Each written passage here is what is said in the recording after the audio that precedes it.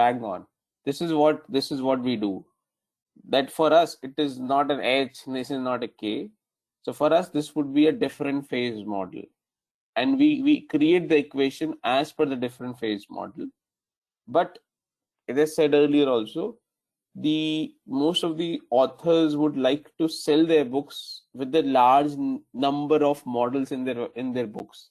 For example, अगर मैं H model बोलूंगा तो स्टूडेंट्स को लगता है H model, तो एक और मॉडल पर टेक्निकली वो एक फेज मॉडल को ही H मॉडल करके बोला जा रहा है. अब जैसे K शेप है या V शेप है, V शेप भी तो मैं क्या करूंगा, V shape is like this. तो ये मेरे फेजेस ही तो बन गए अलग अलग.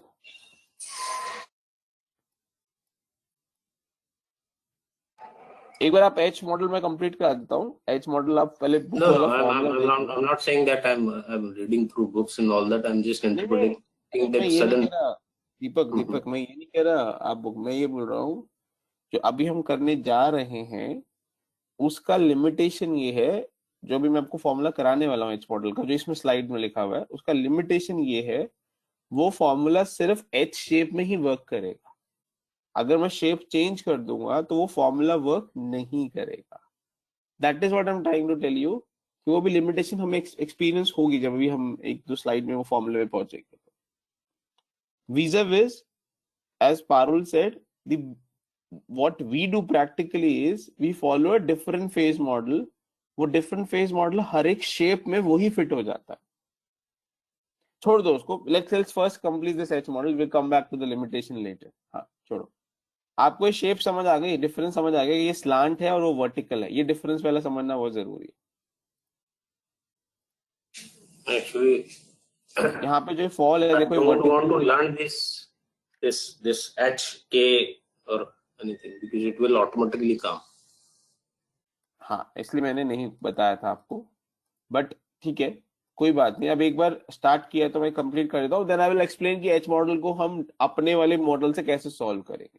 और be the view, be the U, be the K, every shape of the growth pattern can be solved through that model that we have done. ठीक है, बस इतना समझ लो अभी के लिए कि H मॉडल में ये फॉल जो होता है ये स्लांटिंग होता है 45 डिग्री पे, vis-a-vis लाइक दिस. ठीक है, हेंस इसका जो फॉर्मूला है वो ये है.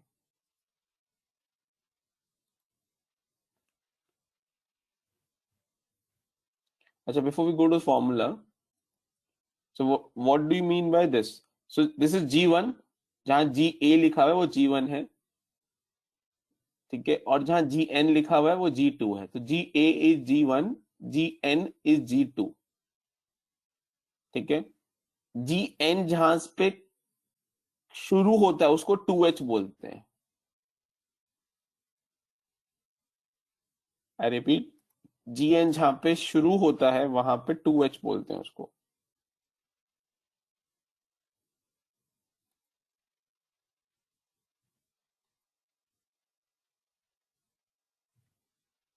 तो फॉर्मूले पे आ जाते हैं.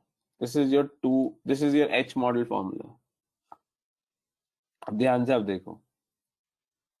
The first part of the formula is DPS 0 या कैश फ्लो 0 इंटू 1 प्लस जी. अगर आप ध्यान से देखोगे CF1 ही बन गया ऊपर न्यूमरेटर में. CF0 इंटू 1 प्लस जी, CF1 अपॉन K माइनस जी. यही हमने किया है. यहां तक किसी को कोई डाउट इतने पार्ट में?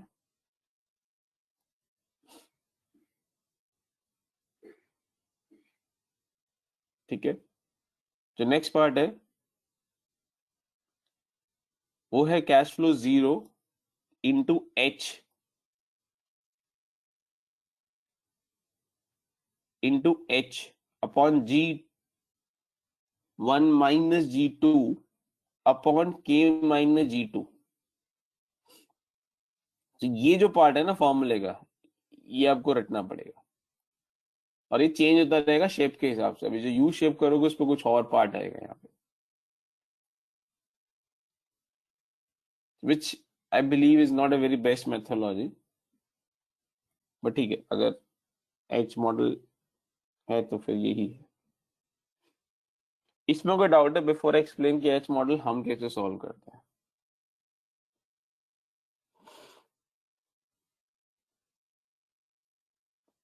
Last time, any doubt in H model? What is H? What is H? H is this time. This is time. जैसे इस वाली इक्वेशन में,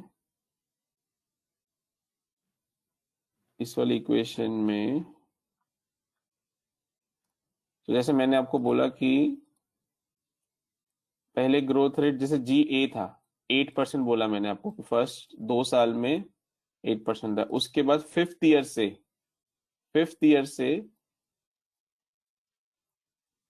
से ग्रोथ रेट इज 4% है। अभी पारुल ये बोला था मैंने आपको।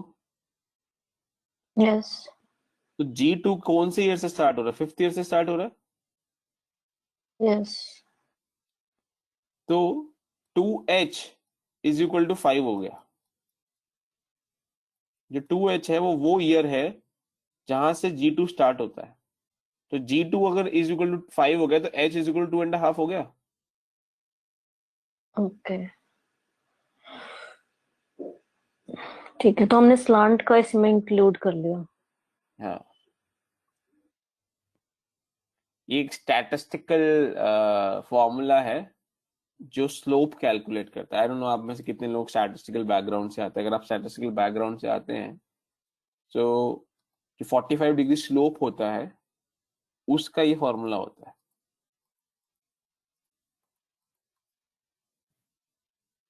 वो लगा दिया यहाँ पे। ऐसा ही यहाँ पर तो कांस्टेंट ग्रोथ का ही सारा फॉर्मूला दे रखा है, तो फिर वो फर्स्ट स्टेज वाला जो है 2 इयर्स का कहाँ आ जाएगा? वो अलग से करा है ना, वो अलग से ऐड होगा इसमें इस जो स्लाइड पे आपको लिखा हुआ है फजलूर, आपको स्लाइड में सिर्फ स्लांट का बता रहे हैं ये लोग, सिर्फ इतना ही बता रहे हैं। देखो ना आप ध्यान से, जो फर्स्ट 2 इयर्स है वो तो ऐसे फ्लैट फॉलो करेगा फजलूर। Yes sir. उसके बाद ऐसा स्लांट रहेगा और ऐसा रहेगा। Correct correct. यस सर, देखा जाए तो 2 स्टेज मॉडल में ही कुछ ऐड कर दिया है इसमें।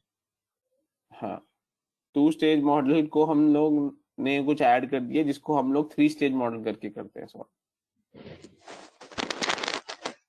अब ये वाला जो क्वेश्चन है ना, ये वाला जो क्वेश्चन है, ये जो क्वेश्चन है ये इस इक्वेशन में नहीं है। ओनली ये वाला एक पास पोर्शन है और ये वाला पोर्शन है। सिर्फ स्लांट है और उसके बाद इनफाइनाइट है। जो फर्स्ट पार्ट है वो नहीं है इसके अंदर।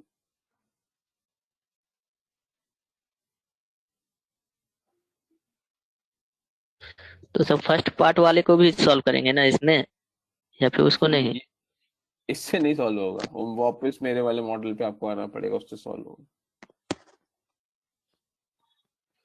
इसमें एच मॉडल के थ्रू कर, तो एच मॉडल के थ्रू करना।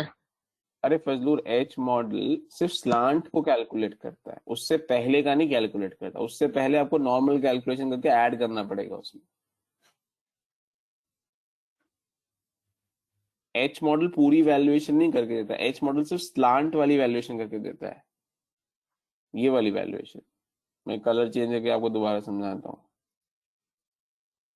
ये वाली जो मैंने ब्लू में हाईलाइट करी है, एक तो ये कैलकुलेट करता है और एक ये कैलकुलेट करता है। ये 2 पार्ट को कैलकुलेट करके देता है।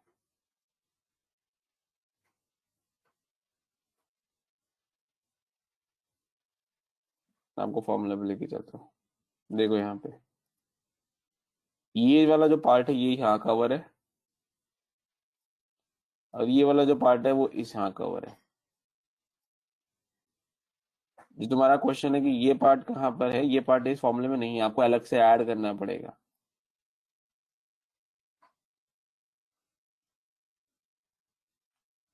फजलूर क्लियर है? Yes sir. किसी को कोई doubt?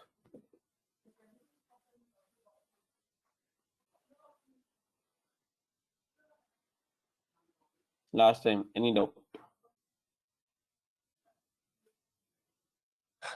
So we can say that ये जो constant growth, different growth और no growth है, इससे हमें आइडेंटिफाई होगा कि H मॉडल है कि U मॉडल है। आपके ऊपर है, जरूरत नहीं है। मैं अब आपको बताता हूँ प्रैक्टिकली कैसे करते हैं। ये तो हो गई थ्योरी, तो हम इसको प्रैक्टिकली करते हैं। देखिए अब आप,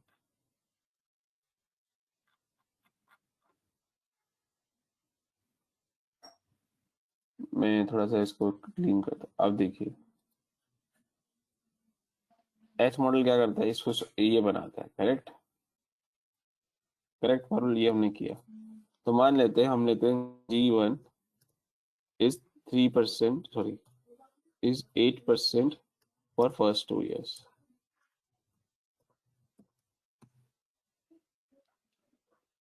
ठीक है, तो ये हो गया आपका सेकेंड ईयर तक। और फिर मैंने कहा ये है फिफ्थ ईयर।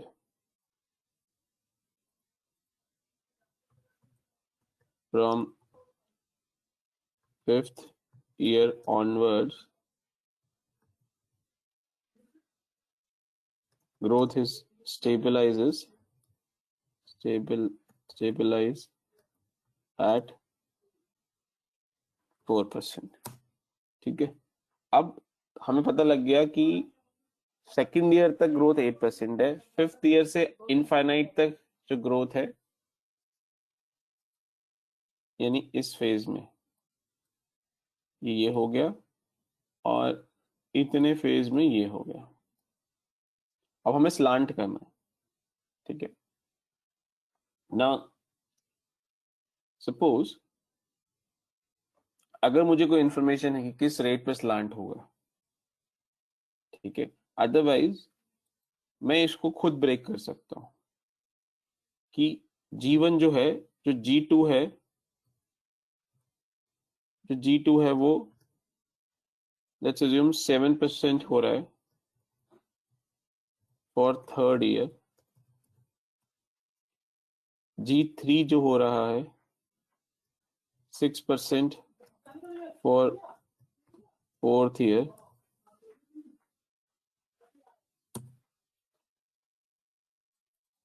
या हम और थोड़ा फॉल करते हैं, इसको 6.5 करते हैं और इसको 5.5 करते हैं। तो यानी ये आपका अब G4 बन गया। अब पारुल आप ये बात बताओ, अगर मैंने आपको ये इन्फॉर्मेशन दे दी, G1 for the first year 8% है, then G2 for the G2 is 6.5% for the third year, सिर्फ एक साल के लिए।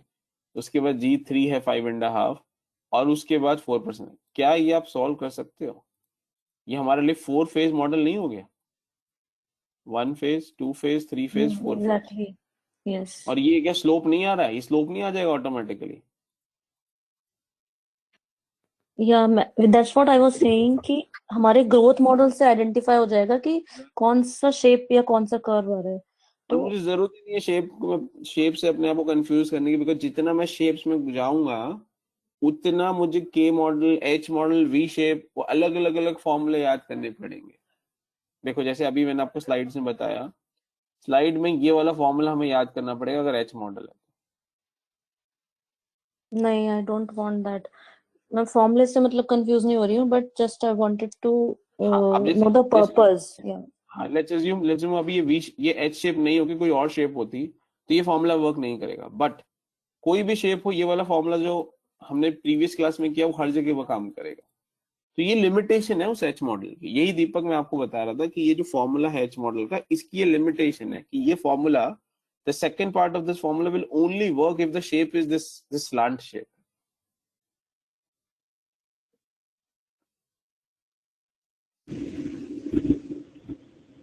तो आप What लोग, I can say is that these या shapes are illusion. It should not go through these shapes. Sorry Deepak, आवाज नहीं आ रहा है। I'm saying that these shapes are will not work in the real part. Exactly. तो real situation में shapes इस तरीके से वर्क नहीं करती, बट ठीक है, as I said, most of the books try and give you this H model, K model, V model. So ऐसा लगता है कि अरे पता नहीं कितना सारी चीजें कर रहे हो, बट टेक्निकली आप देखोगे वो घुमा के आपको DCF पे ही लेके आता है। तो हम लोग इसको जो करना चाहिए, हमें इसको 4 फेज मॉडल की तरह करना चाहिए। G1 एक फेज हो गया, G2 एक फेज हो गया, G3 एक फेज हो गया, G4 एक फेज हो गया। सिमिलरली मैं आपको यू शेप भी बताता हूँ, एक यू भी करते हैं, ठीक है, आपके उसमें यू नहीं है बट एक यू भी बताता हूँ। लेट्स अज्यूम यू ऐसा होता है, करेक्ट, ठीक है, यू ऐसा होता है। लेट्स जो मैं आपको ऐसा देता हूँ, G1 8%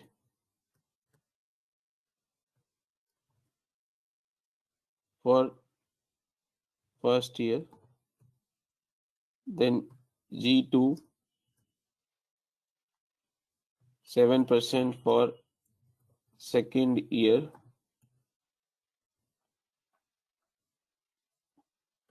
G3 6% for third year,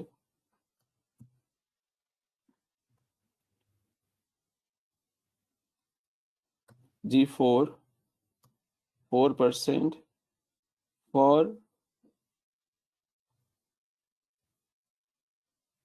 fourth to sixth year,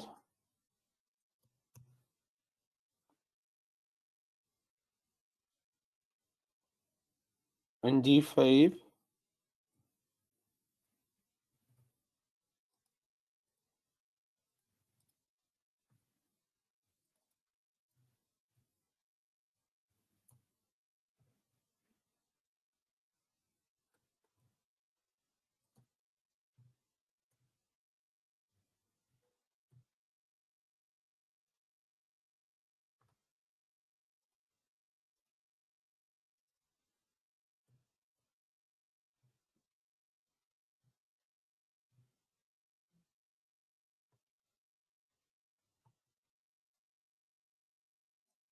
अब आप मुझे बताओ, अगर मैं आपको ये इन्फॉर्मेशन देता हूँ, क्या ये आप डिफरेंट फेज मॉडल से सॉल्व नहीं कर सकते? पारुल, ये 6 ग्रोथ रेट्स को मैं ऑफ 6 कोर्स। डिफरेंट फेज, हाँ यही है। अब इसको अगर आप गूगल करोगे तो यू शेप का एक अलग फॉर्मूला मिलेगा आपको, जैसे एच का एक फॉर्मूला मिला है, तो ऐसे आई थिंक बहुत प्रैक्टिकली आई थिंक अनएक्सेप्टेबल है कि आपको अलग अलग फॉर्मूले याद करने पड़े depending on different different shape. इसलिए जो आपको अप्रोच मैंने कराई है वो इस तरीके से कराने की कोशिश करी है कि इरिस्पेक्टिव ऑफ द शेप आपका जो डिफरेंट ग्रोथ फेज मॉडल है वो हर एक शेप में आप लगा सकते हैं।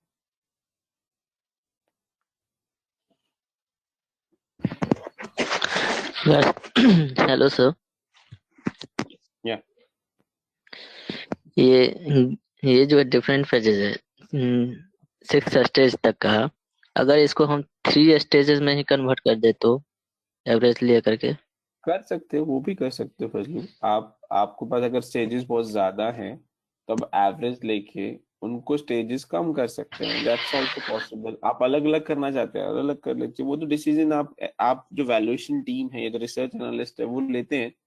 लेट्स से अभी जैसे यहाँ पे देखो, यहाँ पे जो डिफरेंस दिख रहा है आपको 1% का दिख रहा है, ठीक है, तो हम जनरली क्या कर सकते हैं, हम इसको एक फेज बना सकते हैं, यस सर। ये सेकंड फेज बन सकता है और ये थर्ड फेज बन सकता है, यही आप बोल रहे हो तो कर सकते हैं ऐसे। तो यस 6 फेज की जगह आप 3 फेज बना सकते हो। ऐसे ही होता है प्रैक्टिकली, एक 0.5% को अलग फेज नहीं बनाते, उनको एवरेज कर देते हैं।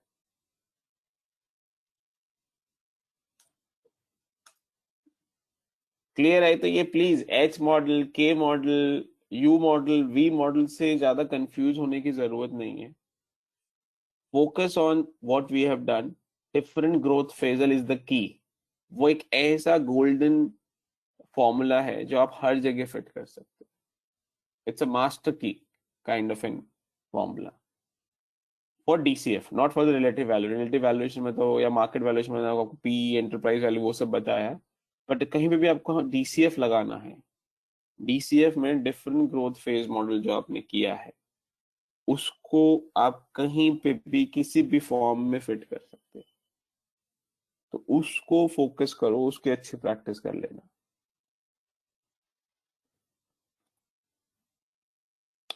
क्लियर है? Any questions on this? चलिए, नो सर। तो ये एच मॉडल था जो हमने लास्ट क्लास में किया था। अब 3 स्टेज मॉडल देखो स्लाइड्स में, 3 स्टेज मॉडल, क्या हम 3 स्टेज मॉडल नहीं कर चुके? हम 2 फेज 3 फेज सब। बट अब देखो यहाँ पे आपको एक फॉर्मूला दिया हुआ है, फॉर्मूला थोड़ा सा डिफरेंट है जो हमने किया है। अब आपको ये 3 स्टेज के लिए फॉर्मूला याद करना पड़ेगा, और ये सब साइंस के साथ। And again this will not work for 4 stage model. So इसका कुछ खास यूज नहीं होगा, इसलिए मैंने आपको जो इक्वेशन क्रिएट करनी सिखाई है वो फोकस करो। ये फॉर्मूलेज अदरवाइज याद करने गए ना तो आपको पता नहीं कितने याद करने पड़ जाएंगे। ठीक है, rest I leave it to you. हाँ, थोड़ा वो इक्वेशन क्रिएट करना वो तभी हो सकता है अगर आप बहुत फंडामेंटली स्ट्रांग है। अगर आपको शॉर्टकट करना है कि नहीं मुझे फॉर्मूला याद करके काम चलाना है तो ठीक है, but that's not what I would recommend. But मैंने आपको डेरिवेशन करा दी है, मैंने आपको इक्वेशन क्रिएट करनी भी सिखा दी है, beat 2 stage, beat 3 stage, beat 4 stage, beat 10 stage. ठीक है,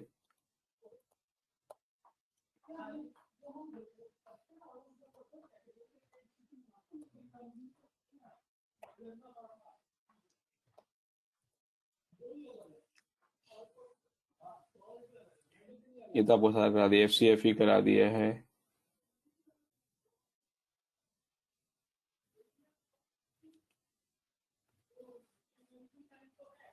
हाँ, एक ये देख लेते हैं FCFE बेस्ट कहाँ वर्क करता है। ठीक है, firms with high growth rates. ठीक है, जहां पे हम फर्म की वैल्यू डिविडेंड के बेसिस पे नहीं निकालना चाहते, we do not want to calculate the value basis dividend, we want to calculate the value basis cash flows, वहां पे FCFE मॉडल यूज होता है। And more important, FCFE model is not based on the dividend policy of the company. Whether company pays dividend, whether company does not pay the dividend, still will have a value. FCFE model is not dependent on the negative or the zero dividends. This is more realistic picture. ठीक है,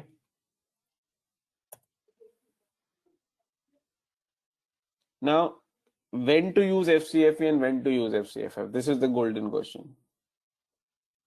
When to use FCFE, when to use FCFF. जो M&As होते हैं, mergers and acquisitions होते हैं, वहां पे FCFF use किया जाता है। जब M&A की वैल्यूएशंस होती हैं तो FCFF यूज किया जाता है। क्यों?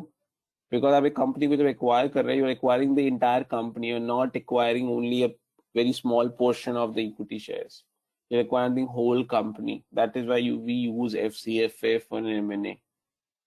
कॉन्सेप्ट सेम है, सब कुछ सेम है, बट जस्ट FCFF वैल्यूएशन होती है, आप एंटरप्राइज वैल्यू निकालते हैं।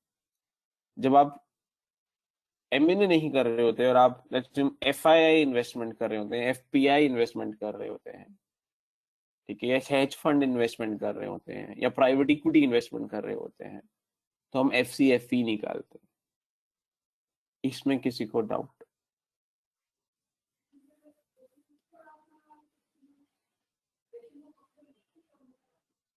Any questions in this?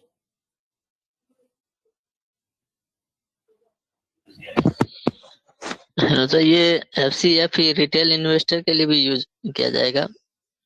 हाँ, रिटेल इन्वेस्टर शेयर्स खरीदता है ना, तो उसके लिए यूज किया जाता है ना। बट उसके लिए वो कांस्टेंट ग्रोथ वाला नहीं होना चाहिए। वो तो डिपेंड करता है, अगर उसको फॉर एवर होल्ड करना है शेयर तो कांस्टेंट ग्रोथ वाला लगाएंगे, अगर उसका नहीं होल्ड करना है तो आपको वो जो दूसरा मॉडल सिखाया मैंने 4 इयर्स 5 इयर्स के बाद बेच देता है, वो वाला यूज करेंगे। दोनों सिखा दिया ना मैंने आपको तो। Yes yes. ऐसे कुछ रिटेल इन्वेस्टर्स होते हैं फजलू जो शेयर्स नहीं बेचते, खरीद के रखे रखते हैं, तो आप उनके लिए वो यूज करेंगे। तो सर उसको बेनिफिट क्या मिलेगा? उसका तो सिर्फ शेयर का प्राइस ही बढ़ता जाता रहेगा ना। अरे एक मिनट, जिस घर में आप रह रहे हो उसको आप बेचते हो क्या? नहीं सर। तो फिर उसको बेनिफिट क्या मिलेगा वो छोड़ दो ना। आपके लिए क्या इंपॉर्टेंट है? मेरे को दोनों आते हैं। So from an interview perspective, you should be in a position to say मुझे दोनों आता है। इस सिचुएशन में X लगेगा, इस सिचुएशन में Y लगेगा। उसका बेनिफिट ये है, कुछ लोग होते हैं जो शेयर्स होल्ड करते हैं, इसमें उनको डिविडेंड मिलता है, उनको अपनी नेटवर्थ वैल्यू इंक्रीज करनी होती है, बहुत सारे रीजंस होते हैं, टैक्स रीजंस होते हैं।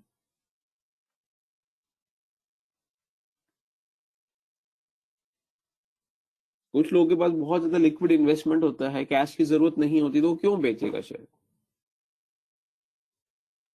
तो बहुत सारे रीजन होते हैं इसकी वजह से नहीं बेचना उसको।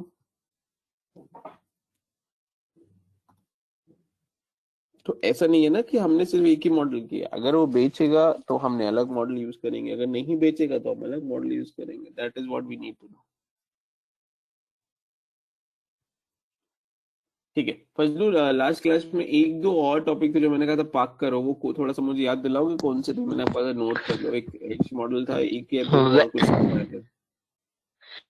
ये था सर वैक का वेट वेट बुक वैल्यू हाँ एंड मार्केट वैल्यू पर, राइट। और आपका हम्म नॉर्मलाइज्ड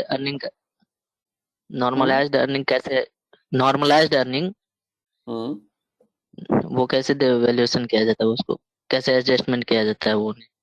ठीक है, पहले वैक वाला देख लेते हैं। और भी है trading comps and transaction corms.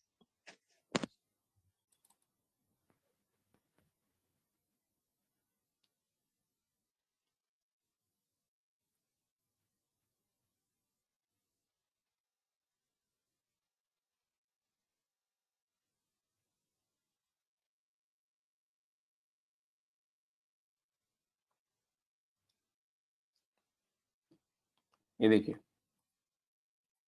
So weeks वैक में जो वेट्स होते हैं, what are the different ways to assign weights in the computation of the VAC? I have one These are the question. broad. Yeah, Deepak. In case of amending, whenever we are taking the terminal growth of terminal benefit of growth, let's say, what I are the can't hear you, different Deepak. Your voice is not very clear. one minute.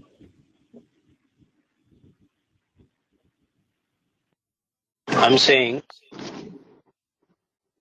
hello, now Yeah, go audible? ahead. Yeah, better now. Whenever we are going for an M&A part, if you are doing valuation for that, what if somebody is projecting that my growth rate is 5%, 7%, then again we have to go for EIC to evaluate that. Preferably, yes. So if you have time, and again, see, देखो ये सब component होता है, कितना time और कितना energy आप लगाना चाहते हो। फॉर एग्जाम्पल, अगर आप EIC अप्रोच फॉलो करते हो तो EIC में थोड़ा सा आपको टाइम ज्यादा लगाना पड़ता है, एफर्ट ज्यादा लगाना पड़ता है, आपको नॉलेज होना बहुत जरूरी है, इकोनॉमी की नॉलेज होना चाहिए, इंडस्ट्री की नॉलेज होना जरूरी है। अगर किसी को इकोनॉमी ही नहीं समझ आती, उसको पता ही नहीं इकोनॉमी में हो क्या रहा, उसको इंडस्ट्री में ही नहीं पता हो क्या रहा, वो EIC क्या लगाए? ठीक है, but Hey, ideally yes. considering you are an official valuer क्या ये EIC approach adopt करता है whenever he is हाँ, doing an आंसर valuation? अगर अगर एक्सपर्टीज है और टाइम है, दोनों कंपोनेंट है, ठीक है। कभी कभी हम लोग, in spite of the fact we have the expertise, we do not use EIC because the time नहीं होता, ठीक है। बट अगर टाइम है, ठीक है, और एक्सपर्टीज है, विच यू आर एज्यूमिंग कि वो है, तो EIC is a first preferred approach, no doubt. Because because because वो ज्यादा रियलिस्टिक, वो ज्यादा वेरिएबल्स कैप्चर कर लेता है, वो इकोनॉमी भी समझ लेता है, इंडस्ट्री के भी कैप्चर्स कर लेता है।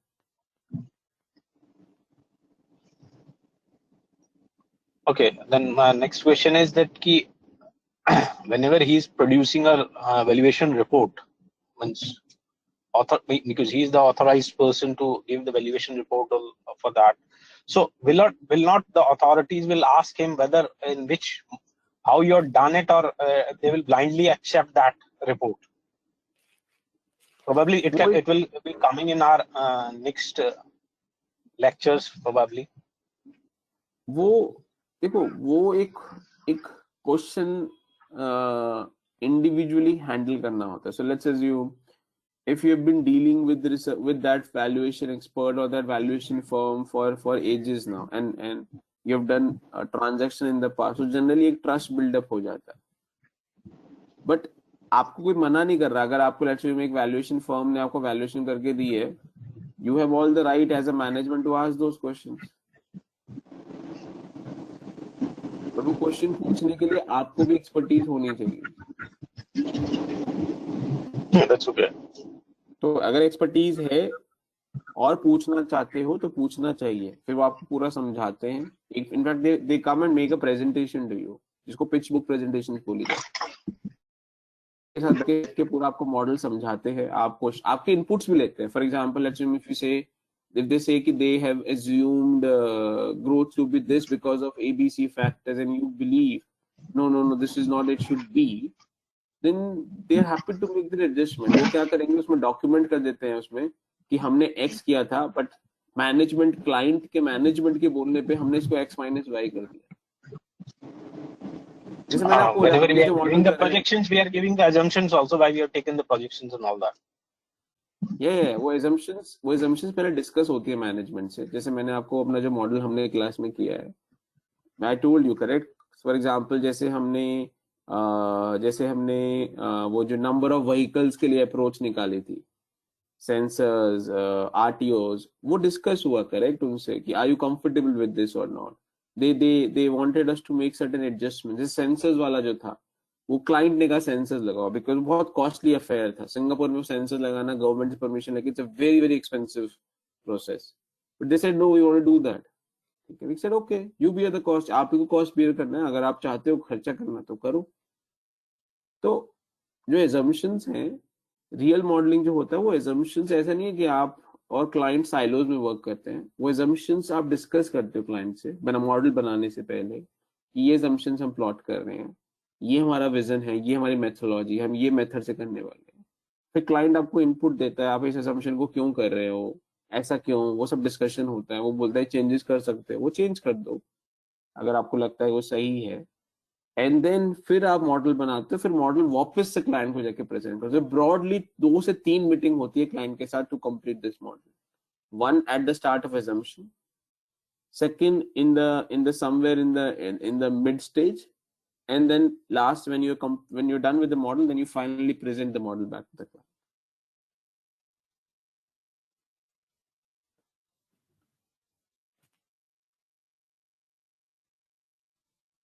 Anything else, Deepak? No, not no. Okay, so how do we compute or assign weights in VAC? So the weights in VAC can be put through 3 categories: book value, market value, and target debt. So first, book value. So book value means आपका जो date और equity की value books में है। Date की value तो market में change नहीं होती, बट इक्विटी की वैल्यू चेंज होती है। सो आप जो WD या WE असाइन करते हो वैक में, वैक का फॉर्मूला क्या है? KE into WE plus KD into WD। तो what we are discussing, WE और WD कैसे आता है, तो उसका फॉर्मूला मैंने आपको बताया है। WD आपको बताया गया है debt upon debt plus equity, और WE आपको बताया गया है equity upon debt plus equity. Now the question is यहाँ पे कौन सा वैल्यू ऐड करें, डी के लिए और ई के लिए कौन सा वैल्यू चूज करें। तो बुक वैल्यू का मतलब है जो आपकी वैल्यू डेट की और इक्विटी की बैलेंस शीट में गिवन होगी, जो बैलेंस शीट में गिवन होगी। फॉर एग्जाम्पल इक्विटी में आप करंट शेयर प्राइस नहीं लेंगे, इक्विटी में हिस्टोरिकल वैल्यू लेंगे, that is called as book value method. Market value में आप करंट प्राइस लेंगे, करंट प्राइस, मार्केट में जो शेयर प्राइस चल रहा होगा वो लेंगे। ठीक है। और टारगेट डेट इक्विटी रेशियो मतलब, फॉर एग्जांपल कंपनी का अभी डेट इक्विटी रेशियो 1/1 है, बट फ्यूचर में कंपनी का प्लान है 1/2 करने का, सॉरी 2/1 करने का। तो टारगेट डेट इक्विटी रेशियो क्या कहते हैं, जो अभी डेट इक्विटी रेशियो है वो मत लो, जो फ्यूचर में हम प्लान अचीव करने वाले हैं वो आप लो। तो ये 3 मेथड्स होते हैं। ठीक है, फ्रॉम ए प्रैक्टिकल पर्सपेक्टिव जिस क्रोनोलॉजी में यूज करते हैं वो मैं आपको दे दूं। फर्स्ट ये यूज करते हैं, सबसे ज्यादा रियलिस्टिक होता है। अगर मार्केट वैल्यू नहीं कर सकते तो फिर हम सेकंड ये करते हैं, अगर ये नहीं कर सकते तो लास्ट ऑप्शन ये होता है। इस ऑर्डर में काम होता है। Any doubt in this slide?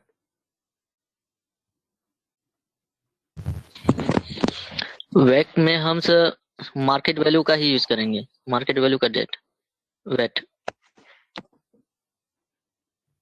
या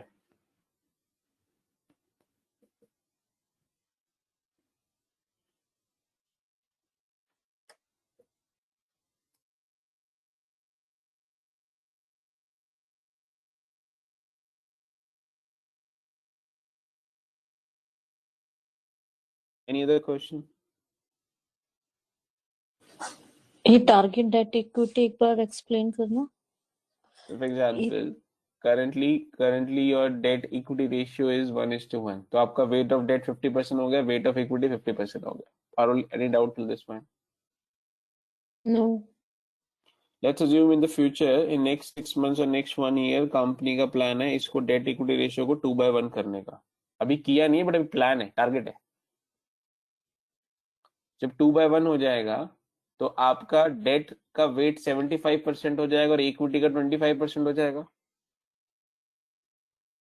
it is done through forecasting methods. Forecasting method नहीं, फोकस कंपनी का प्लान होता है ना कि हमें डेट इंक्रीज करना है। Okay, just plan on paper. हाँ, प्लान में कंपनी ने अनाउंसमेंट कर दिया कि नेक्स्ट ईयर हम लोग डेट रेज करेंगे या नेक्स्ट ईयर हम आईपीओ लेके आएंगे, ऐसा कंपनी अनाउंस कर देती है ना पहले से। हाँ जी, हाँ जी। तो आपको पता है कि कंपनी का जो फ्यूचर का टारगेट है नेक्स्ट 6 मंथ में, नेक्स्ट 1 ईयर में, मतलब शॉर्ट टर्म में, next in very next near future, company ये डेट और इक्विटी का जो कॉम्पोजिशन है चेंज करने वाली है। जब आप वैल्यूएशन कर रहे हो तब नहीं चेंज हुआ है, बट होने वाला है। तो आप अभी का डेट इक्विटी रेशियो ना लेके जो वो अचीव करने वाले हैं वो ले लेते हैं।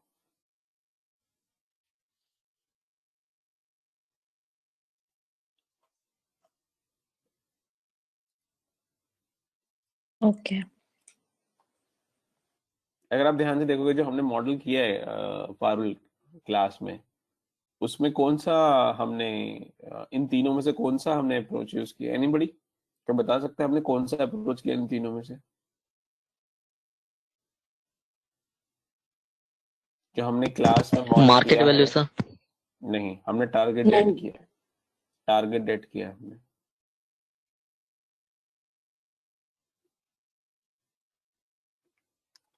वहां पे कंपनी ने टारगेट दिया था इतना डेट रेज करना है, याद करो,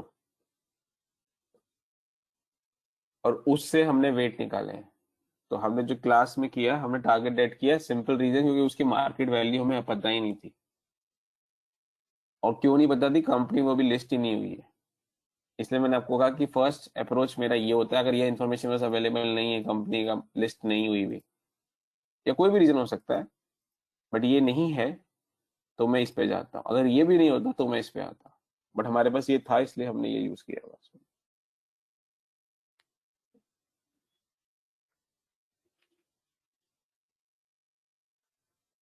Done. Last time, any doubt on this slide?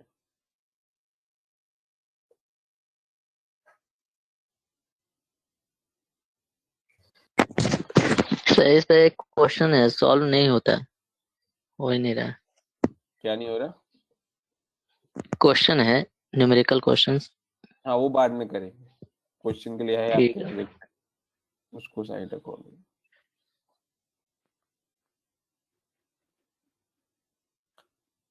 ठीक है।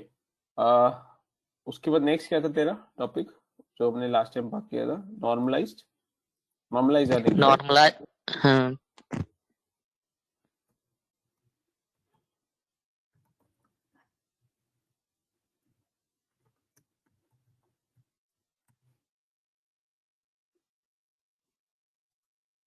ये नॉर्मलाइज्ड अर्निंग होती है। जो लास्ट फेज की ग्रोथ जब स्टेबल हो जाती है ना, उसको नॉर्मलाइज्ड अर्निंग बोलते हैं। क्योंकि फ्यूचर में हमेशा लॉन्ग रन में ग्रोथ रेट हमेशा स्टेबल हो जाती है, एक सेटल हो जाती है, ऐसे बहुत हाई रेट से बढ़ती नहीं। उसको नॉर्मलाइज अर्निंग्स बोलते हैं। और ये कोई फाइनेंशियल टर्मिनोलॉजी नहीं है, ये मीडिया का एक मीडिया में जो न्यूज़पेपर्स में टर्मिनोलॉजी यूज होती है वो है normalise earning, it's not a financial terminology. But ठीक है, आपने कहीं शायद पढ़ा होगा इसलिए क्वेश्चन है। जब आप वैल्यूएशन करते हो जो लास्ट टर्मिनल फेज होता है उसको टर्मिनल फेज में हम ग्रोथ को स्टेबल कर देते हैं, उसको नॉर्मलाइज बोलते हैं।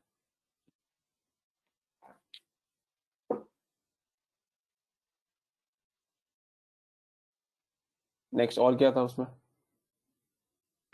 सर नॉर्मलाइज्ड अर्निंग इसके लिए होता है या फिर सर इनकम स्टेटमेंट में किया जाता है कुछ? तो इनकम मॉडल ही तो है ये जो G1 G2 G3 G4 है ये इनकम मॉडल नहीं है क्या?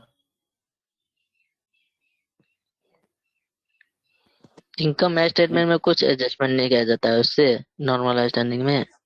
किसमें? इनकम स्टेटमेंट में। बट ये नॉर्मलाइज अर्निंग तुम वैल्यूएशन कॉन्टेक्स्ट में पूछ रहे हो ना? नहीं सर, इनकम स्टेटमेंट वाला भी दे रखा है उसमें। आई नहीं तो डोंट फिर नो वो कि कौन क्वेश्चन सा यहाँ है। कहाँ पे रेलिवेंट है? वो क्वेश्चन यहाँ पे कहाँ रेलेवेंट है?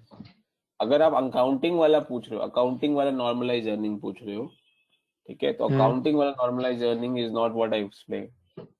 अकाउंटिंग में नॉर्मलाइज अर्निंग होता है आपका, मान लो जैसे लेट्स से सैनिटाइजर है, a company which is manufacturing sanitiser, 2020 में उसकी अर्निंग्स एबनॉर्मल अर्निंग्स आएंगी क्योंकि 2020 में उनके सैनिटाइजर बहुत ज्यादा बिके हैं।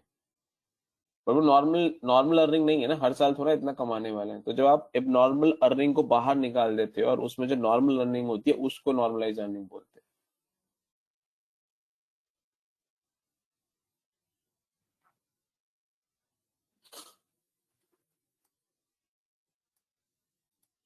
हाँ जी, और कुछ?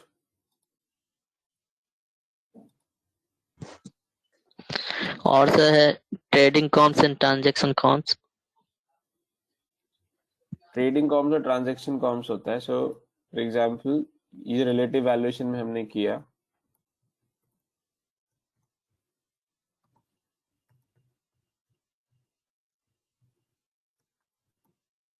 ठीक है, इससे समझाता हूँ। मान लो मैं तुम्हें क्या एग्जांपल दे, तुम्हारे पास एक प्रॉपर्टी है, प्रॉपर्टी एक्स, एंड आपके नेबर की प्रॉपर्टी है, बोलो। मैं कह रहा हूँ कंपनी के थ्रू, जैसे जैसे समझा कोई। रहा हूँ, रुक जा। आपके नेबर की प्रॉपर्टी है वाई, अब आपके नेबर ने एक प्रॉपर्टी बेची है 1 CR की, ठीक है, तो आपने क्या बोला कि मेरी प्रॉपर्टी का बेस प्राइस 1 CR हो गया।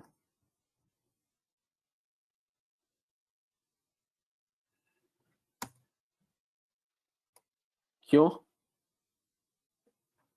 क्योंकि आपने देखा है कि रिसेंटली एक ट्रांजैक्शन हुई है 1 CR की और वो सिमिलर प्रॉपर्टी है, तो आपने उससे कंपेयर कर दिया। इसको ट्रांजैक्शन कंपेरेबल्स बोलते हैं।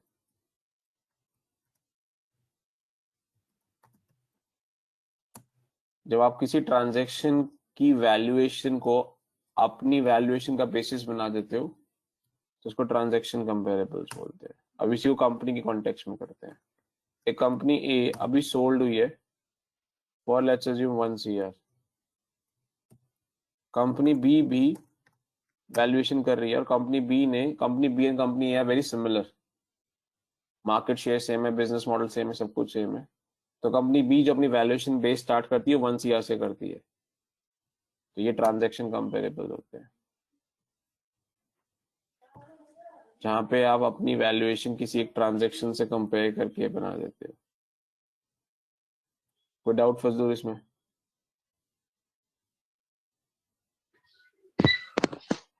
नहीं सर। अब ट्रेडिंग कंपेरेबल्स क्या होते हैं? ट्रेडिंग कंपेरेबल्स होते हैं, मान लो मैं कंपनी ए हूँ, मुझे कंपनी ए की वैल्यूएशन करनी है, बट उसी इंडस्ट्री में कंपनी बी भी है, कंपनी सी भी है, कंपनी डी भी है। मैंने इन तीनों के शेयर प्राइस मार्केट में जो ट्रेड हो रहा है उसकी एवरेज कर दी, और उस एवरेज से मैंने उसी इंडस्ट्री में जो दूसरा कंपनी है, कंपनी है, उसकी एवरेज निकाल और उसका वैल्यूएशन निकाला, which is relative valuation only.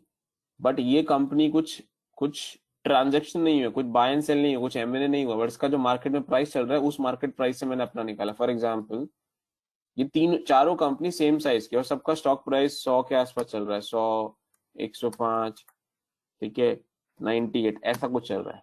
तो मैंने कहा ठीक है, ट्रेडिंग कंपेरेटिव ट्रेडिंग कंपनीज है, इनके कंपैरिजन में मैंने अपना स्टॉक का प्राइस बेसिस बना दिया वैल्यूएशन का, ठीक है 100 रुपए का वैल्यू तो इस स्टॉक का होगा ही होगा। ये ट्रेडिंग कंपेरेबल होता है। ये सब रिलेटिव वैल्यूएशन के नाम है यार, इसको इतना कंफ्यूज मत हो आप। रिलेटिव वैल्यूएशन जो है कि आप अपनी कंपनी की वैल्यू मार्केट में जो चल रहा है उससे वैल्यू करते हो, वही चीज है। अब आप उसको कंपैरिजन किससे करते हो, एक पर्टिकुलर ट्रांजैक्शन से करते हो या ग्रुप ऑफ कंपनी से करते हो। अब अगर आप अपनी वैल्यूएशन एक पर्टिकुलर ट्रांजैक्शन से करते हो तो उसको ट्रांजैक्शन कंपेरेबल बोलते हैं। अगर अपनी आप कंपैरिजन एक ग्रुप ऑफ कंपनी से करते हो जिसको पीयर वैल्यूएशन भी बोलते हैं, ठीक है, तो उसको ट्रेडिंग कंपेरेबल्स बोलते हैं या ट्रेडिंग कॉम्प्स भी बोलते हैं इसको। ये सब न्यूज़पेपर्स के लिंगो है, ठीक है, सो इसमें ज्यादा फंसना मत। सर जैसे सर जैसे एक कंपनी लेता हूँ, कॉग्निजेंट कंपनी आईटी सेक्टर का है, तो हम आईटी सेक्टर सिमिलर सेक्टर वाले को ही लेंगे हम पीयर एनालिसिस के लिए, ट्रेडिंग कॉम्स के लिए। आप बताओ, आप एक आईटी वे कंपनी को एविएशन कंपनी से कंपेयर करोगे तो is that the right approach? Yes sir. Is right approach? एक आईटी कंपनी को एविएशन कंपनी से कंपैरिजन करोगे, राइट अप्रोच है? तो यानी आप कह रहे हो एक एक फर्स्ट क्लास का बच्चा है, उसके मार्क्स को मैं 12th क्लास के बच्चे के मार्क्स से कंपैरिजन करके बताऊं कि वो अच्छा परफॉर्म किया कि खराब परफॉर्म किया। Is that right? No sir no. Why no? अभी तो आपने बोला है कि इसमें आईटी कंपनी को एविएशन कंपनी से कंपैरिजन कर दो। अगर आपको आईटी कंपनी का एविएशन कंपनी से कंपैरिजन करोगे तो कैसे आप कंपैरिजन करोगे? बेंचमार्क ही क्या होगा? तो जो आप क्वेश्चन पूछ रहे हो, सेम इंडस्ट्री में सेम कंपनी, इसलिए उसको कंपेरेबल्स बोला जाता है। कंपेरेबल्स का मतलब क्या, वो कंपेयर करने के लायक तो हो।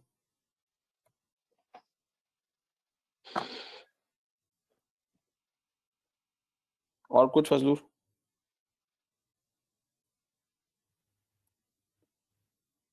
और कुछ है जो लास्ट क्लास में पाक कराया था? और सर एक बीटा है, बीटा का वैल्यूएशन कैसे होगा? बीटा का valuation? Unlevered beta, beta levered beta. So beta का कैलकुलेशन बाकी है, तो वो मैं कल आपको, अच्छा हाँ, एक अच्छा मुझे अच्छा याद रिमाइंड कराया। तो कल हम लोग जो जो हमने कल मॉडल, जो हमने लेवल 1 में मॉडल किया था फोरकास्टिंग, ठीक है, आज हमारा ये खत्म हो जाएगा, जो भी थ्योरेटिकल आपके एक दो टॉपिक्स छोटे छोटे बचे, ठीक है। So will wind up this today. कल हम वो जो valuation model, sorry not valuation model, हमने जो कल फोरकास्टिंग मॉडल बनाया था, ठीक है, कल आप प्लीज वो कैरी करना फॉर योर सेशन। कल हम उसका वैल्यूएशन करेंगे, ठीक है। सो इंश्योर आपके पास वो सेम एक्सेल हो जो एक्सेल में हमने forecasting, I think we have done till forecasting of a balance sheet, cash flow and PNL, I think for your batch. And उसके आगे का जो पार्ट है, जो भी हमने वैल्यूएशन सीखा है, उसकी जो एप्लीकेशन है, प्रैक्टिकल एप्लीकेशन की, एक उस रियल मॉडल में वैल्यूएशन कैसे करना है, कल हम वो करेंगे। So please ensure you bring the Excel and also try and revise at Excel जो अभी तक हमने किया है, क्योंकि फिर हो सकता है आपको काफी टाइम हो गया वो देखे हुए, तो फिर कल आपको अगर पुराना याद नहीं होगा तो फिर आपको प्रॉब्लम होगी। सो कल वो केस, वो डील और वो एक्सेल को जितना हमने किया रिवाइज करके आना, कल हम उसका वैल्यूएशन करेंगे। और जब हम एक्सेल लेके आएंगे तो जो बीटा की कैलकुलेशन है वो मैं तब कराऊंगा, ठीक है। बट लीवर्ड बीटा और अनलीवर्ड बीटा अगर तुम्हारे को डाउट है तो वो बता दो।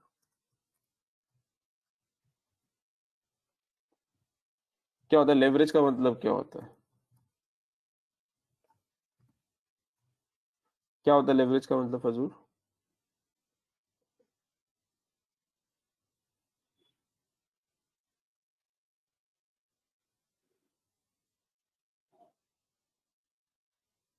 फजलूर? कंपनी कंपनी में कितना डेट डेट ले रखा है? ठीक है, कंपनी ने कितना डेट ले रखा है। अब देखो, लीवर्ड बीटा अनलीवर्ड बीटा में क्या डिफरेंस होता है। लीवर्ड बीटा अनलीवर्ड बीटा में डिफरेंस होता है. लीवर्ड बीटा होता है the beta after considering debt in capital structure.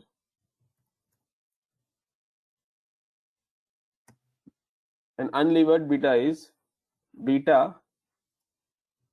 without considering debt in capital structure.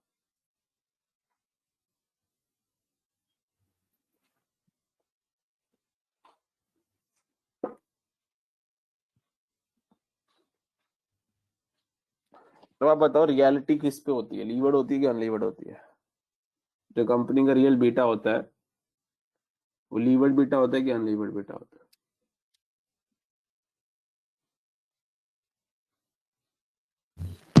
Levered होता है सर। और कौन सा यूज करना चाहिए, लीवर्ड की अनलीवर्ड? Levered sir. बस. तो जो आप लोगों ने किया है और जो बीटा की कैलकुलेशन आप कल करोगे वो ये लीवर्ड बीटा ही होगा. लीवर्ड बीटा ही यूज होता है वैल्यूएशन में. अनलीवर्ड बीटा तो थियोरेटिकल वर्ल्ड है. अनलीवर्ड बीटा बोलता है कि कंपनी का जो डेट है वो हटा दो, उसको अनलीवर कर दो, सिर्फ इक्विटी के हिसाब से बीटा निकाल. बट इसकी कोई रेलेवेंस ही नहीं है, क्योंकि कंपनी का जो बीटा होता है, बीटा कंपनी का सिस्टमिक रिस्क बताता है और उस रिस्क में डेट भी कुछ रिस्क ऐड करता है, तो मुझे उसको भी देखना बहुत जरूरी होता है. कल कराऊंगा बीटा की कैलकुलेशन. आप एक्सेल लेके आएंगे तो उसी में छोटा सा पार्ट बीटा कैलकुलेशन का है, तो वो सेम एक्सेल में वो भी करा दूंगा. तो बीटा कैलकुलेशन हम लोग करेंगे. बट लीवर्ड बीटा और नीवर्ड बीटा को आप समझ लीजिए. लीवर्ड बीटा है जिसमें कंपनी की एक्चुअल कैपिटल स्ट्रक्चर के तरीके से हम लोग करते हैं, विच ऑल्सो इंक्लूड्स डेट.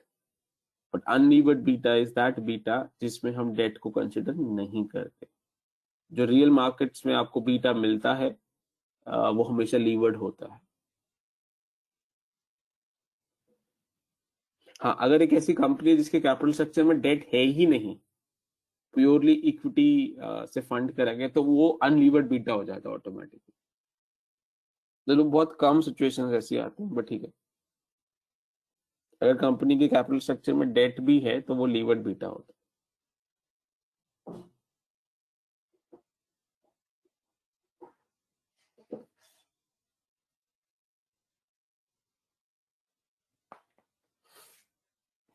हाँ जी. Anything else? और कुछ है फजलू? कॉस्ट अप्रोच बच गया है। हाँ, कॉस्ट अप्रोच. ये मैं कल कराने वाला था, बट ठीक है. अगर और कोई क्वेश्चन नहीं है तो कॉस्ट अप्रोच से पहले इसके एक दो तीन नेम और भी हैं जो मैं आपको इसमें दिखा देता हूँ, बिकॉज नाम आप लोगों को पता होने चाहिए अदरवाइज. हाँ जी, ये देखिए, हमने ये किया, हमने ये किया. यहाँ पे सिर्फ 2 स्टेज ही 3 स्टेज है, ठीक है. बट हमने 2 स्टेज 3 स्टेज 4 स्टेज ये सब किया, तो ध्यान रखना, ठीक है. और रिलेटिव वैल्यूएशन हम लोग कर चुके, ठीक है. फिर आपका होता है एसेट बेस्ड वैल्यूएशन मॉडल, जिसको कॉस्ट अप्रोच भी बोलते हैं, ठीक है. तो कंफ्यूज मत हो जाना, यहाँ पे एसेट बेस्ड वैल्यूएशन को कॉस्ट अप्रोच करिए जो मैं बताऊंगा, जिसको लिक्विडेशन वैल्यूएशन और रिप्लेसमेंट वैल्यूएशन, इसके अंदर 2 मेथड्स होते हैं. तो एसेट बेस्ड वैल्यूएशन या वो कॉस्ट अप्रोच, ठीक है. इसके अंदर 2 होते हैं, लिक्विडेशन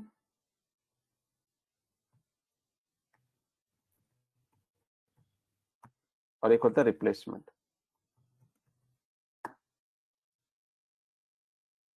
लिक्विडेशन होता है जब आप कंपनी को सेल कर रहे हो और वो सेल इस अजम्पशन पे है कि कंपनी जो है शट डाउन मोड पे जाए. और रिप्लेसमेंट होता है जब कंपनी कंटिन्यू होगी but some asset is being replaced.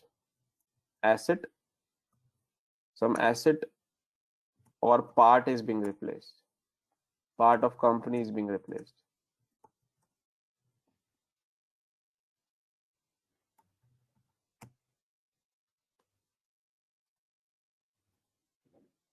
थोड़ा समझते हैं इसको. लेट्स अज्यूम एक कंपनी है और वो कंपनी शट डाउन हो गई है. लेट्स से किंगफिशर का एग्जांपल लेते हैं, Kingfisher airlines. So Kingfisher Airlines is not operating anymore. So let's assume there are no legal obligation और कोई legal dispute नहीं चल रहा है UB ग्रुप पे या Kingfisher पे, ठीक है, तो वो हटा देते हैं जो चल रहा है सब कुछ. और UB group who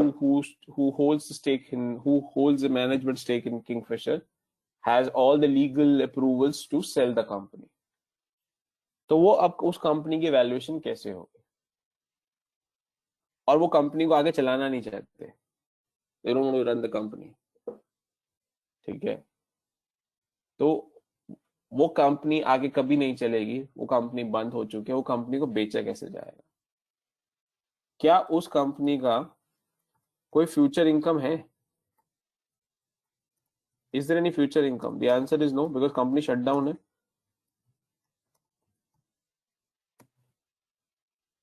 Then I will not use my income method, because कोई income ही नहीं है तो क्या method use करूं? But company has some assets,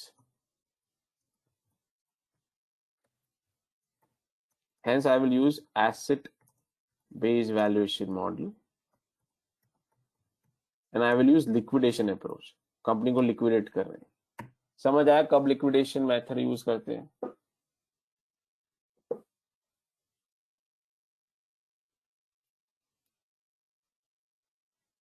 ना किंगफिशर की क्या वैल्यू होगी? किंगफिशर की वैल्यू वही वैल्यू होगी जो उसके एसेट की वैल्यू होगी, क्योंकि उसमें और कुछ भी नहीं बचा है.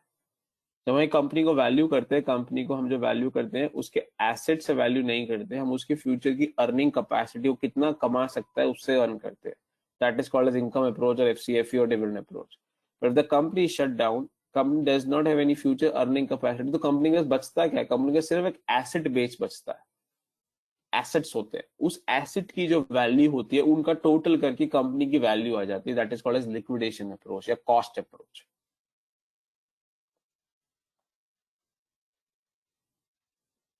सो फॉर एग्जाम्पल किंगफिशर के बाद मान लीजिए 4 एयरक्राफ्ट है,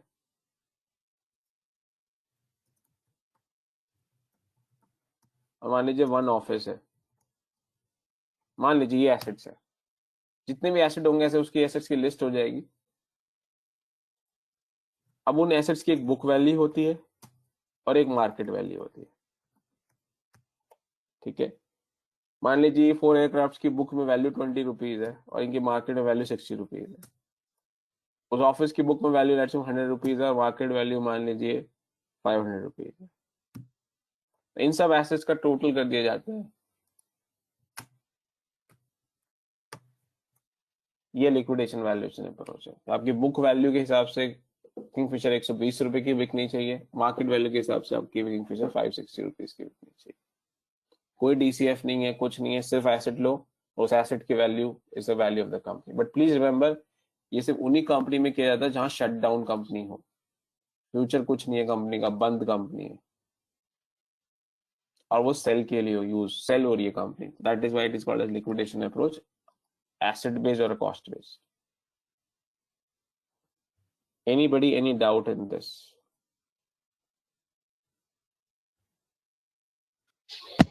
सर इन एसेट का मार्केट वैल्यू कैसे डिटरमाइन कर पाएगा? मार्केट में जो प्राइस इसका मिल बुक रहा वैल्यू होता है, मार्केट में जो प्राइस मिल रहा होता है, एयरक्राफ्ट आप बेचने गए तो एयरक्राफ्ट की कोटेशन आती है ना मार्केट में आपको. Okay sir. जैसे आज आपके एक प्रॉपर्टी है फजलूर, आप उस प्रॉपर्टी की जो बुक वैल्यू आपके पेपर्स में, जब आपने बुक आपके पेपर्स में जो वैल्यू है वो हो गई. अब आप उस प्रॉपर्टी को बेचने के लिए जाते हैं, आपको एक सेलर मिलता है, कहता है मैं सॉरी एक बायर मिलता है, बोलता है 1 CR खरीदने के लिए रेडी हूँ. दूसरा मिलता है, कहता है मैं 95 lakhs में खरीदने. तो आपको मोटा मोटा पता लग गया ना मार्केट वैल्यू ये चल रही है मार्केट में.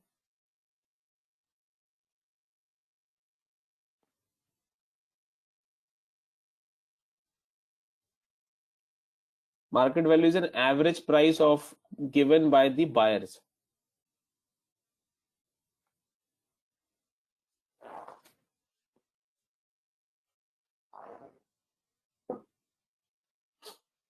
Last time, any doubt under asset based valuation approach or cost approach liquidation में? So first approach जो हमने under asset based valuation करी is liquidation approach. कोई doubt है इसमें? Why this is called as liquidation? Because of course you're selling off the company, you're liquidating the company. Again repeat, it is only to be used when you are shutting down the company. कोई future नहीं है company का, बंद हो रही है company. इसलिए मैं income approach use नहीं कर पाऊंगा. Any question?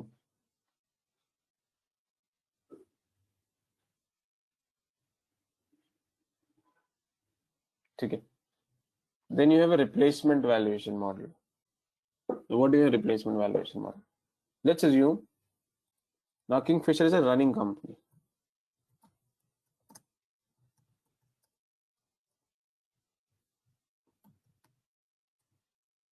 ठीक है.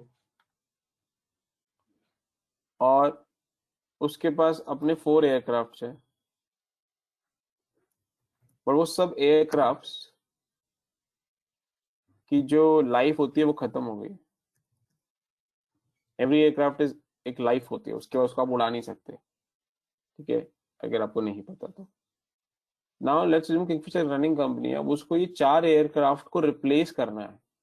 अगर रिप्लेस नहीं करा तो ये कंपनी चल नहीं पाएगी, क्योंकि उनका बिजनेस ही एविएशन सेक्टर है, और एविएशन सेक्टर में aircraft is a main component. अगर क्या एयरक्राफ्ट ही नहीं है, एज्यूम करते हैं लीजिंग कॉन्सेप्ट नहीं है, अगर आपके पास एयरक्राफ्ट ही नहीं है तो आप उसको चला नहीं सकते.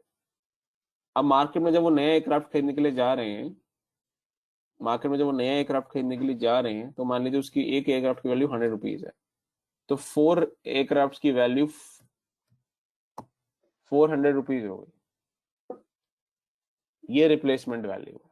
ये कंपनी को चलाने के लिए कितनी वैल्यू चाहिए उस एसेट्स को जो खराब हो गए हैं या यूज नहीं हो सकते उनको रिप्लेस करने के लिए.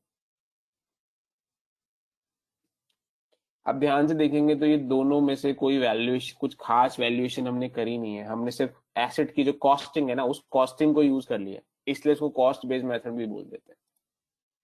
तो अगर आप ध्यान से देखेंगे, this is more of A accounting calculation and less of a valuation calculation.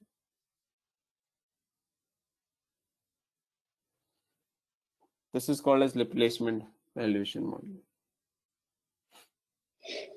तो रिप्लेसमेंट में तो हम बस पर्टिकुलर एसेट की वैल्यू असरटेन कर रहे हैं.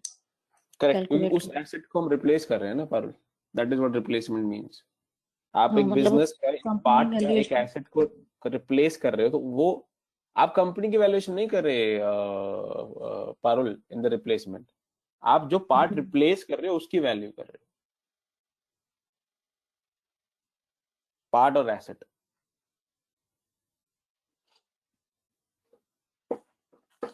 और ये भी कहाँ से मिलता है आपको? नाउ क्वेश्चन इज, ये कहाँ से मिलेगा 100 रुपीज आपको? आपने आइडेंटिफाई किया, आपको लेट्स बोइंग 707 आपको एयरक्राफ्ट खरीदना है, तो बोइंग 707 की आपको क्या प्राइस मिल रही है मार्केट में जो आप खरीदने चाहते हो?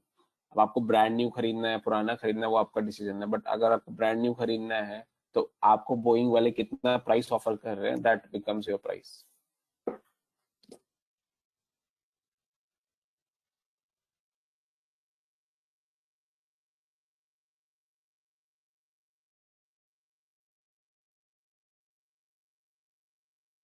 हाँ जी, any doubt?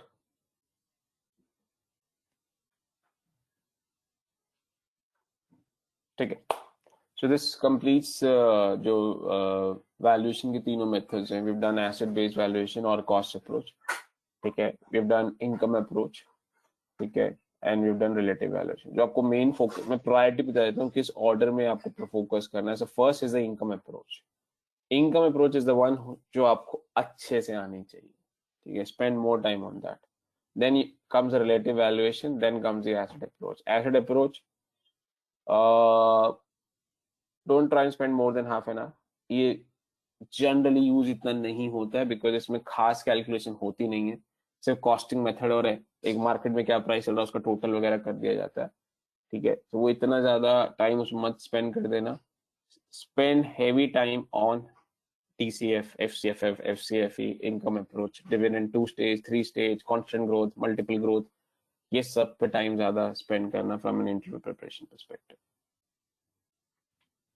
Anything else before we close? Sir trading comps and transaction comps में डिफरेंस क्या हुआ? तो फिर दोनों में तो प्री एनालिसिस का ही किया जा रहा है सिमिलर ट्रांजैक्शन कंपनीज कॉम्प का. होता है आप एक ट्रांजैक्शन से कंपेयर करते हो. ट्रेडिंग कॉम्प होता है आप एक ट्रांजैक्शन से कंपेयर नहीं करते हो, आप उसके जो पीयर्स होते हैं उनसे कंपेयर करते हो.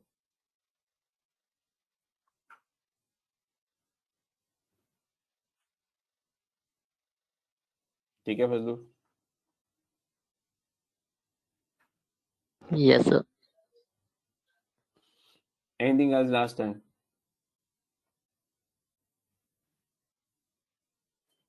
वो अभी जो स्लाइड दिखाया था वो दिखाना सर, एसेट बेस्ड अप्रोच वाला.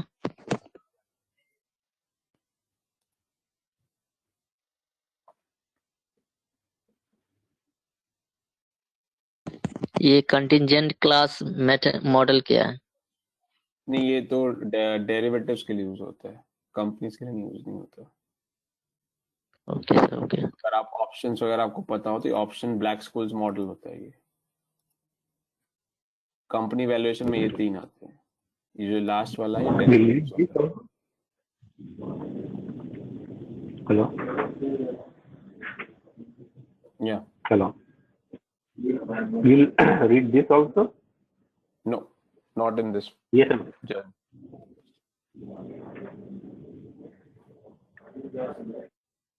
ऑप्शन वैल्यूएशन नहीं है ना आपके इस जर्नी में, इस प्रोग्राम में.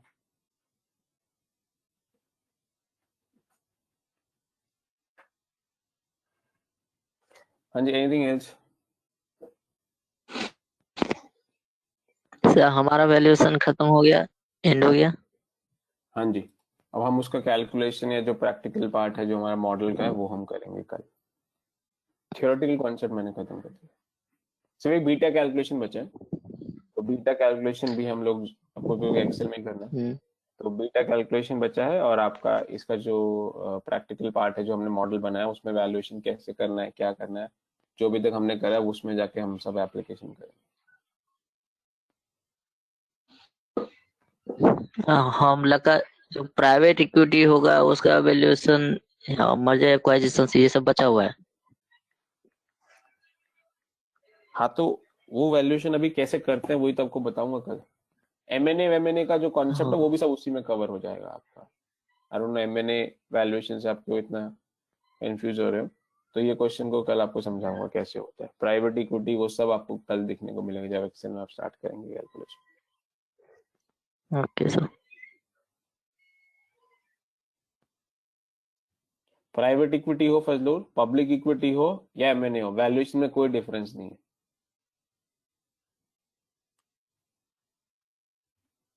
आप प्राइवेट इक्विटी करोगे तो भी एक इक्विटी की वैल्यू करोगे, आप कंपनी को एक्वायर Yes, sir. करोगे तो भी कंपनी के शेयर्स ही तो खरीदोगे. Yes sir. Yes sir. तो शेयर की वैल्यू करने आनी चाहिए. सिर्फ इतना डिफरेंस है. मैंने आपको समझाया कि अगर जब मैं कंपनी को एक्वायर करता हूं तो मैं कंपनी के शेयर के साथ साथ कंपनी को भी पूरा वैल्यू करने की कोशिश करता हूँ. तो मैं वहां पे एफसीएफई भी करता हूँ और एफसीएफएफ भी करता हूँ.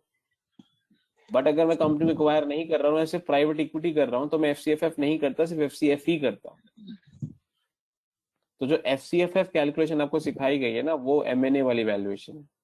जो एफसीएफई वाली कैलकुलेशन आपको सिखाई गई है सारी प्राइवेट इक्विटी वाली वैल्यूएशन. मैंने जानबूझ के आपको ये सब वर्ड्स में कंफ्यूज करने की कोशिश नहीं करी कि एमएनए वैल्यूएशन. अगर मैं चाहता, आपकी स्लाइड्स में ऐसे है, आपकी बुक्स में ऐसे है. एमएनए वैल्यूएशन जो एफसीएफएफ वैल्यूएशन है वो यहाँ पे नहीं है, इस वाले मॉडल में नहीं है, जो अभी आपको मैंने सिखा रहा हूँ ना इस वाले पार्ट में नहीं है. एक आपको लेवल 3 में एक एमएनए वैल्यूएशन करके एक चैप्टर है, उसमें एफसीएफएफ सिखाया हुआ है. Yes sir. Yes sir. मैंने जानबूझ के आप, और यही चीज आई थिंक दीपक भी 1-2 दिन पहले पूछ रहे थे कि एमएनए की वैल्यूएशन बाद में आएगी. मैंने जानबूझ के सारा वैल्यूएशन आपको एक ही जगह कराया. जब हम लेवल 3 में जाएंगे आप देखेंगे कि एमएनए का एक पीपीटी है आपके एलएमएस पे, उस पे एक वैल्यूएशन का सेक्शन है, सारा एफसीएफएफ कैलकुलेशन है वहां पे, वैक एंड एफसीएफएफ. तो वो मैंने अभी इसलिए कराया क्योंकि सारा वैल्यूएशन आप एक साथ करोगे तो आपको अच्छा समझ आएगा. और अभी हम कैलकुलेशन करेंगे तो मैं उसमें आपको FCFF की कैलकुलेशन भी कराऊंगा जो आपकी M&A वैल्यूएशन हो जाएगी, और आपको FCF की कैलकुलेशन भी कराऊंगा जो आपकी प्राइवेट इक्विटी कैलकुलेशन हो जाएगी।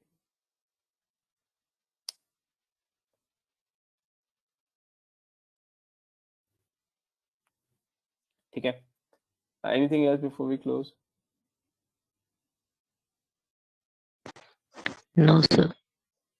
चलिए ठीक है, कल please carry your Excel sheet जहाँ पे आपने मॉडल्स बनाए, एंड प्लीज रिवाइज करके आना। We will not spend time on revising what you done earlier, ठीक है? So please in case you don't remember what you done earlier, please उसको go through कर लेना, ठीक है? चलिए, थैंक्स, बाय। अच्छा, हेलो। बोलो। हमारा जो जो मर्जर एक्वाइजिशन हुआ प्राइवेट इक्विटी में हुआ, कुछ डॉक्यूमेंट्री पार्ट है वो सिर्फ बचा हुआ है, वो थर्ड लेवल में होगा, हाँ हाँ, वो बचा हुआ है जैसे तो पिच बुक हुआ। हाँ, हाँ, वो नहीं कराया मैंने, वो नहीं कराया। तो आपका M&A का पूरा प्रोसेस, M&A कैसे होता है, क्या क्या डॉक्यूमेंट होता है, पिच बुक क्या होता है, इक्विटी रिसर्च क्या होता है, ये सब बचा हुआ है फजूल। तो मैं ये नहीं बोल रहा कि वो मैंने करा दिया है, मैं ये बोल रहा हूँ M&A की जब हम वो करेंगे तो आप देखोगे उसी स्लाइड्स में M&A का एक वैल्यूएशन का भी स्लाइड्स है, सेक्शन है। उस सेक्शन में आप देखोगे FCFF की कैलकुलेशन वहां पे है, वो मैंने पहले ही करा दी है, ऐसा मैं बोल रहा हूँ। बाकी M&A का जो प्रोसेस है, डिफरेंट टाइप्स ऑफ M&A है, कैसे होता है, वो सब बाकी है अभी, वो लेवल 3 में होगा। One general question. Whatever we have done, when our litmus test will happen for level 1? Sorry, what? To check our what we have learned and all that. The evaluation is also there for that. Will it happen at level 1 or level 2 or level? नहीं आ रही, क्या होगा? मैं बोल रहा हूँ कि जो वैल्यूएशन, जो whatever we have learned till now will be affected. ठीक है, जब तक वो नहीं होगा तब तक okay, we are going and going and going. Assessment पूछ रहे हैं क्या? Is that what you are asking कि कोई इवैल्यूएशन या असेसमेंट होगा? Yes, because we should be display, but because of the engagement of the work and all that. होगा आपका एक नहीं, दो होंगे आपके, दो इवैल्यूएशंस होंगे आपके, और उनके इवैल्यूएशन के पैटर्न्स मैं कल आपको बता दूंगा। We just running out of time, so कल मुझे याद दिलाना। Okay. मैं आपको इवैल्यूएशन के पैटर्न्स, उनके इवैल्यूएशन कब होंगे वो सब बता दूंगा। उनके स्कोर जनरेट होंगे, आपको मार्क्स मिलेंगे, फीडबैक मिलेगा, वो सब कुछ होगा। Okay. चलिए कल कंटिन्यू करते हैं, कोई और क्वेश्चन बचता है, we just need to wind up this, ठीक है? कल please carry on Excel and will connect tomorrow. Thanks, bye.